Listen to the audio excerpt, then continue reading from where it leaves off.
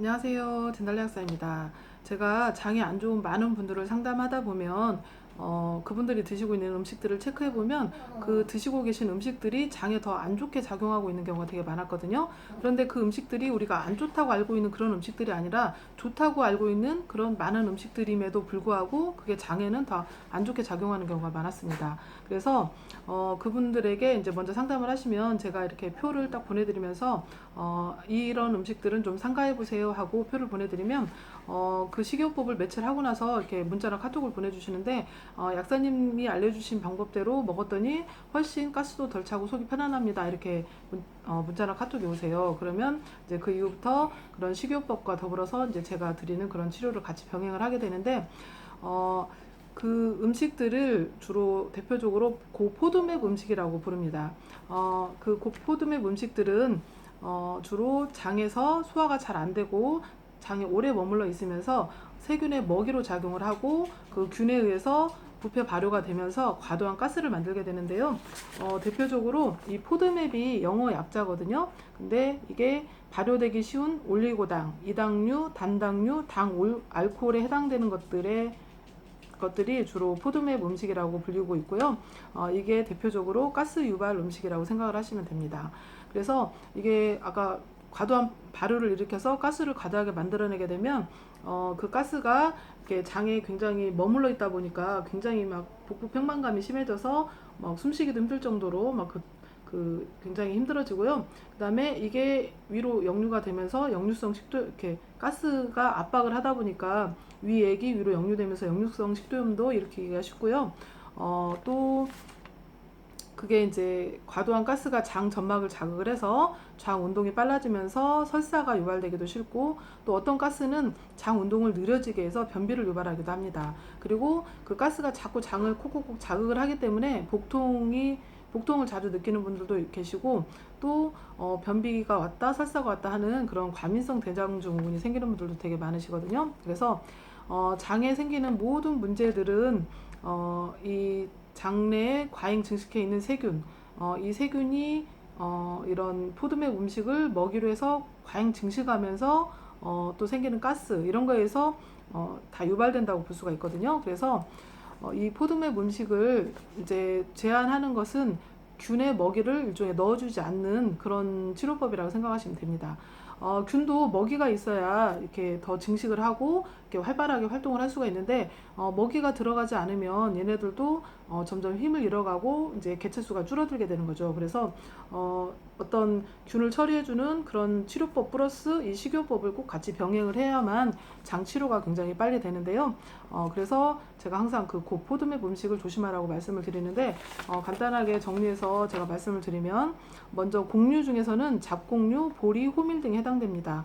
그래서 우리가 잡곡이 되게 좋다고 알고 있잖아요. 그래서 뭐 현미라든가 여러 잡곡을 넣어서 밥을 해 드신 분들이 많은데 이게 보통 사람들한테는 굉장히 좋습니다. 그렇지만 아까 말씀드린 그런 장이 안 좋은 분들한테는 더 안 좋게 작용을 장에 소화가 안 되고 오래 머무르면서 균의 먹이로 작용을 할 수가 있기 때문에 잡곡류보다는 그냥 흰 쌀밥을 주로 드시는 게 더 낫습니다. 그리고 콩류 중에서는 강낭콩, 구운 콩, 콩물 이런 것들이 고포도맵에 해당이 되고요. 저 같은 경우도 콩국수를 먹고 나서 좀 속이 이렇게 더부룩했던 경험들이 몇 번 있었던 것 같아요. 그래서 이 콩 종류가 특히 많이 가스를 유발하는 포도맵 음식에 해당이 되고, 두부 형태로 먹는 거는 또 괜찮다고 합니다. 그리고 유제품 중에서는 우유, 치즈, 요플레, 아이스크림 등이 해당이 되고요. 다른 건 그렇다 치지만 우리가 장에 좋으라고 요구르트를 많이 먹잖아요. 그런데 장에 균이 많이 증식해 있는 분들은 이 요구르트 자체도 그 균의 먹이로 작용할 수 있다고 합니다. 그래서 요거트 자체도 좀 상가를 해주시는 게 좋고, 혹시라도 유제품을 꼭 먹고 싶다 하시면 그 유당을 제거한 우유는 좀 드셔도 된다고 합니다. 그리고 과일류 중에서는 대표적으로 사과, 배, 복숭아 등이 해당이 되고요. 과일을 농축해서 만든 과일 주스나 과일 통조림, 말린 과일 등은 다 포도맵에 해당이 되니까 이런 것들은 피해 주시는 게 좋습니다. 그리고 채소류 중에서는 아스파라거스, 양배추, 브로콜리, 마늘, 양파 등이 해당이 됩니다.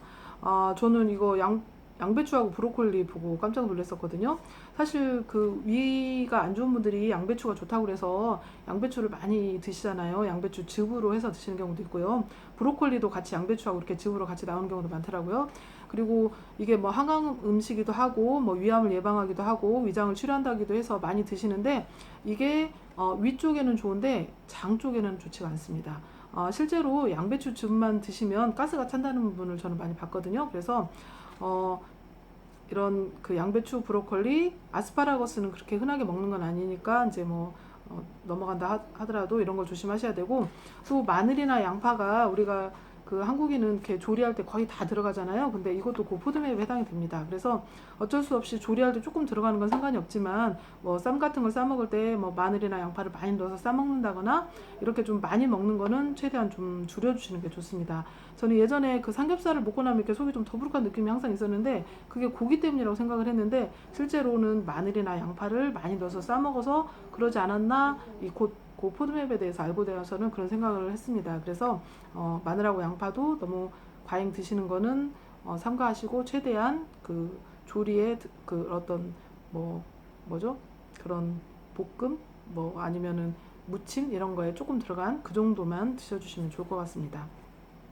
그리고 차 종류에서는 커피, 탄산음료 등이 해당이 되고요.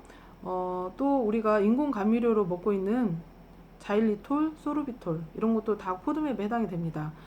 그래서 우리가 또 그 올리고당 그런 거 있잖아요. 그리고 설탕 대신에 먹는 자일로스인가요? 그런 거. 그러니까 그런 것들이 사실은 장으로 흡수되지 않기 때문에 사실은 좋다고 알고 있는데 그게 사실은 더 균을 장에 오래 머무르면서 균을 증식시키는 역할을 합니다. 그래서 이런 인공 감미료들도 피해 주시는 게 좋습니다.